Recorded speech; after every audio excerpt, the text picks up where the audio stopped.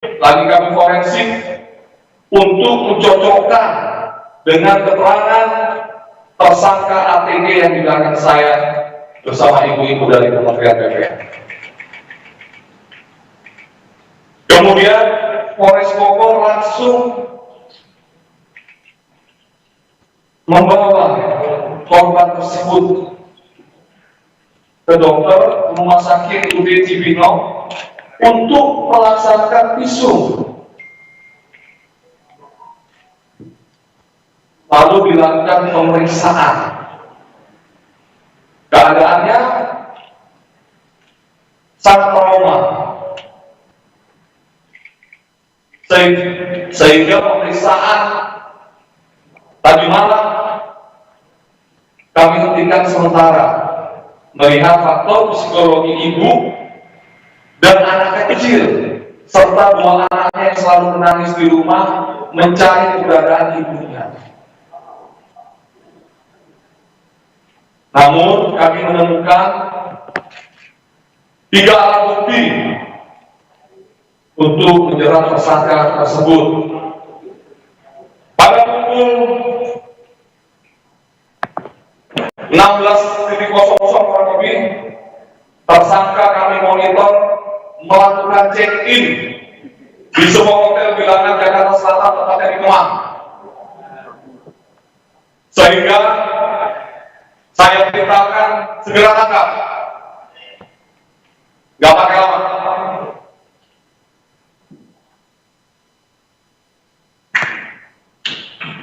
Pukul 19.45 tersangka berhasil kita amankan bersama teman-temannya, sejumlah 4 orang,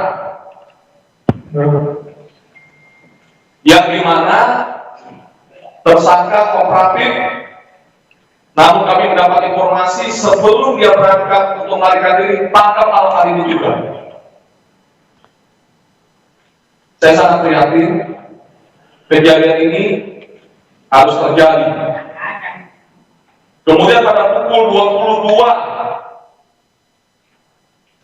kurang lebih di 00, kasus tersebut sudah kita naikkan ke penyidikan. Pemeriksaan dilaksanakan sebagai tersangka dan kami telah melakukan penahanan terhadap saudara ATG ini dengan pasal berlapis. 1 adalah pasal kekerasan fisik dalam rumah tangga KDRT, pasal 44 ayat 2 Undang-Undang 23 tahun 2004 dengan ancaman 10 tahun penjara. Kami juga memasukkan pasal kekerasan terhadap anak seperti yang kita lihat di video tersebut, yaitu pasal 80 Undang-Undang Nomor 35 Tahun 2014 tentang perubahan atas Undang-Undang 23 Tahun 2002 dengan ancaman 4 tahun 8 bulan ditambah 1/3. Itu hasil koordinasi kami dengan ibu-ibu Kementerian PPA yang ada di sebelah kanan saya dan sebelah kiri saya.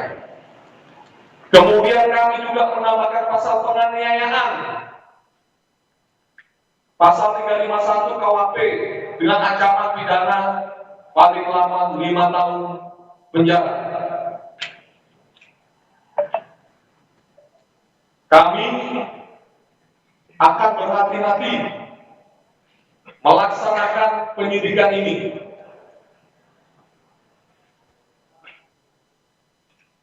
Kami juga menunjuk seluruh penyidik dari Polres Bogor adalah penyidik PPA yang wanita, yaitu Polwan.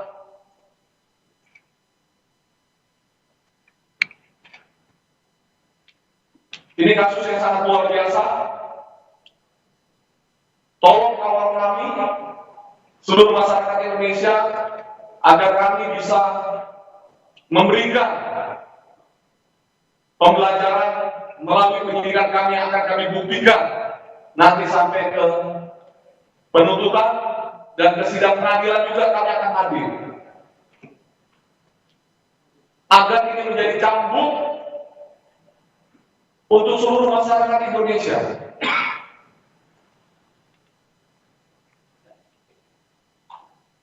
Nanti kita akan mendengarkan dari Asisten Deputi Kementerian PPA Bu Pratin bagaimana pola-pola pengasuhan terhadap anak dan pola-pola terhadap psikologi dari korban.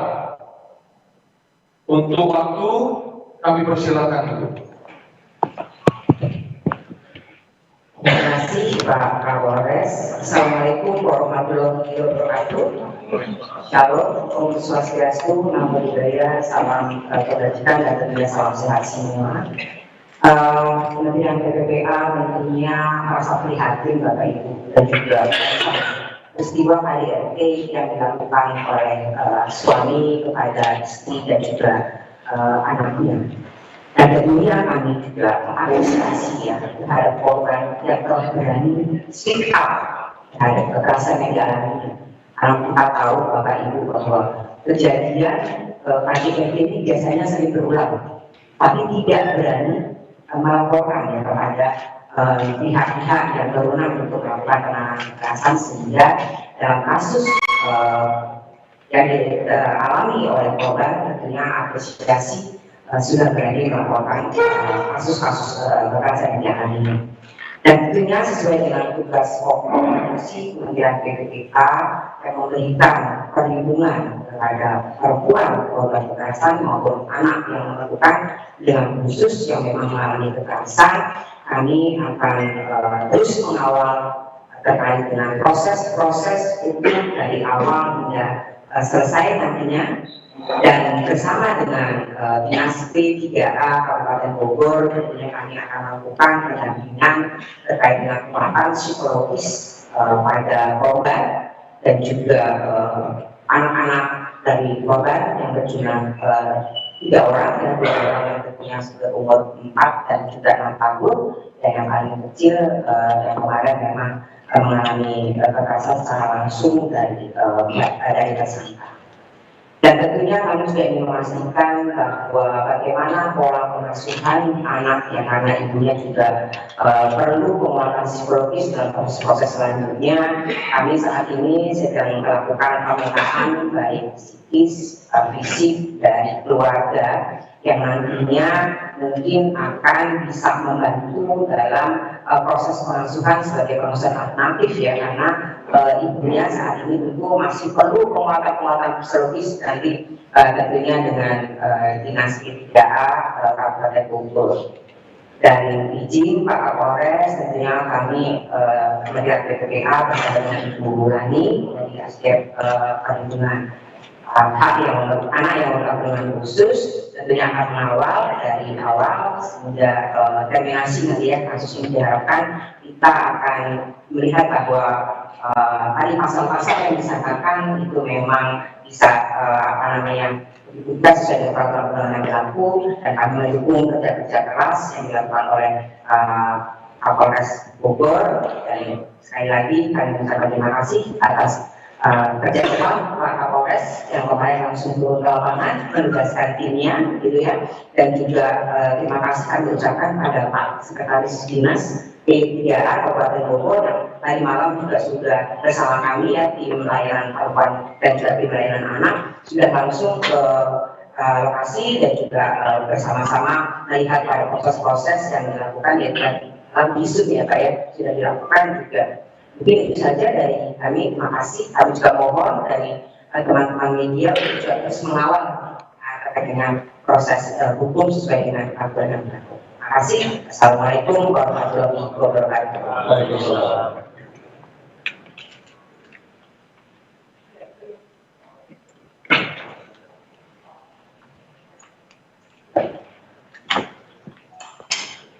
Terima kasih. Assalamualaikum warahmatullahi wabarakatuh. Selamat pagi Bapak Kapolres dan jajaran, kemudian dari Dinas PP Kabupaten Bogor dan teman-teman media semuanya. Tadi seperti yang sudah disampaikan oleh Asisten Deputi Perlindungan Hak Perempuan, saya dari Asisten Deputi Perlindungan Anak dan Perlindungan Khusus Kementerian PDNPA. Tentunya yang pertama kami mengapresiasi kerja keras dari Polres Bogor langsung turun ke lapangan untuk menjangkau korban, dan kemudian yang kedua adalah kami sangat prihatin terjadinya kasus ini, dan KDRT bukan yang pertama kali dan bukan urusan yang private saya rasa untuk dilakukan atau diutarakan oleh para korban. Dan saat ini kami melakukan atensi kepada 3 anak dari korban dan tersangka yang saat ini secara langsung atau tidak langsung menghadapi atau menerima kekerasan juga. Pada saat kejadian, 2 anak berada di kamar yang lain yang mendengar situasi kekerasan terjadi, dan 1 anak berada pada saat langsung TKP kejadian kekerasan itu dilakukan oleh seorang ayah kepada ibunya, gitu ya. Nah, tentu kita perlu melakukan asesmen secara langsung kepada 3 anak ini untuk melihat kondisi fisik, psikis maupun lingkungan sosial dan keluarga. Meskipun saat ini ketiga anak korban dan juga korban sendiri berada pada tempat yang aman, dan tentu kita harus melakukan upaya pengasuhan yang layak untuk 3 anak ini, meskipun ibu tentunya adalah hak asuh utama yang tentunya berhak untuk mengasuh 3 anak ini. Namun tentu dalam kondisi saat ini ibu harus mendapatkan penguatan psikologis sambil berjalan, dan 3 anaknya tentu kita harus asesmen psikologisnya apakah juga mengalami kondisi-kondisi trauma dan lain sebagainya. Mengingat karena melihat secara langsung dan juga merasakan secara langsung dunia mengalami kejadian. Nah, untuk itu kami meminta kepada teman-teman media semua untuk tidak, yang pertama tidak mempublikasi identitas atau mencari tahu gitu ya, identitas anak korban, karena ini terkait dengan masa depan 3 anak, dan tentunya kita jaga kerahasiaan ini. Tentu kita kawal agar penguatan psikologis bagi ketiga anak juga tetap kami lakukan, dan hasil pemeriksaan psikologis tentu nanti kami akan serahkan karena ini dilakukan langsung oleh psikolog profesional dari Kementerian PPPA dan bekerjasama dengan Dinas PPPA Kabupaten Bogor, dan kami akan serahkan hasil pemeriksaan psikologis sebagai pendukung kepada Polres untuk menguatkan kejadian-kejadian dan pasal-pasal yang disangkakan kepada tersangka. Dan juga tentu kami mendukung upaya Polres untuk memproses hukum kejadian ini, dan apabila memang kebutuhan ahli diperlukan dalam proses hukum yang akan berjalan, kami akan siap untuk fasilitasi. Demikian yang dapat saya sampaikan. Terima kasih. Wassalamualaikum warahmatullahi wabarakatuh. Terima kasih kepada Ibu Kementerian, para sekretar dan Bapak, Ibu Bapak Kadis. Ya, ini nanti kita akan mewawancarai tersangka secara langsung. Saya sedikit menutup closing statement. Teman-teman wartawan, media, seluruh Indonesia dan seluruh masyarakat Indonesia, silakan kawal kami untuk melakukan penyidikan ini dengan tuntas. Apabila ada informasi apapun sedikit pun, sampaikan kepada saya secara langsung. Ini menjadi warning kepada seluruh pelaku tindakan KDRT bahwa saya tegaskan tidak ada ruang sedikit pun kepada seluruh pelaku KDRT di wilayah hukum Polres Bogor. Saya warning sekali lagi, tidak ada ruang sedikit pun kekerasan dalam rumah tangga terjadi di Kabupaten Bogor. Saya akan tindak tegas, siapapun dia, siapapun di belakang dia. Karena saya masih mempunyai ibu kandung saya yang masih hidup. Mohon maaf kalau saya sedikit emosional. Demikian yang dapat saya sampaikan. Lebih kurangnya mohon maaf. Wassalamualaikum warahmatullahi wabarakatuh.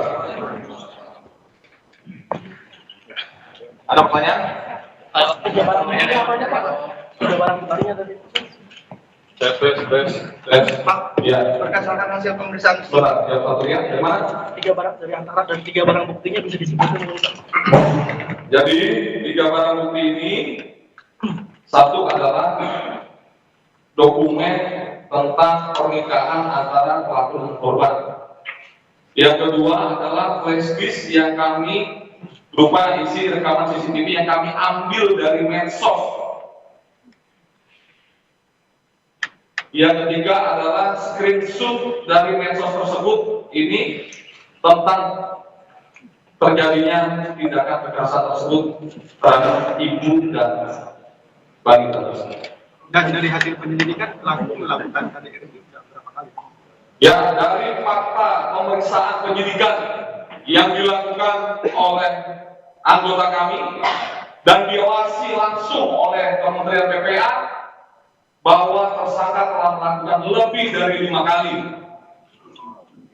Dalam rentang waktu Sejak kapan, Pak? Dari semenjak dia menikah, bisa jadi lebih dari 5 kali.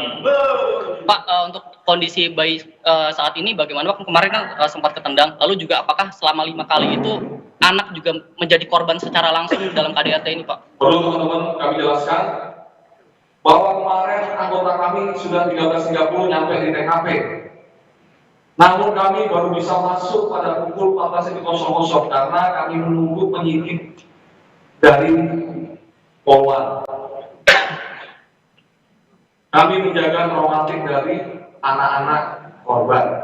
Karena informasi yang kami dapat dari teman sekitar dengan ART bahwa anak-anak korban sangat takut ketemu sama laki-laki.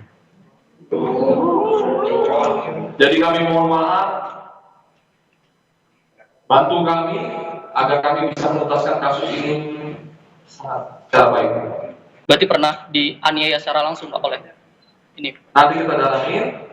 Nanti saya mohon kalau ada informasi silakan untuk dilaporkan. Pak, kalau motifnya Pak kenapa melakukan penganiayaan? Makanya ada kabarnya ketahuan sedikit.